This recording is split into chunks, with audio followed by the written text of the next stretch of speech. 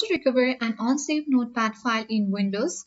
Hi everyone, welcome to the channel. In this video, I'll show you the quick way to recover an unsaved notepad file in Windows. So first of all, you have to take the recycle bin. Open recycle bin on your PC or laptop, and there you need to locate whether there is notepad file or not. If you find the notepad file that is unsaved, you can simply right click on this file and click on restore to restore it.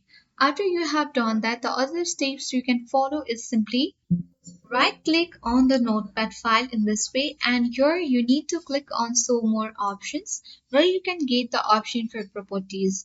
So on this property, go to the previous version.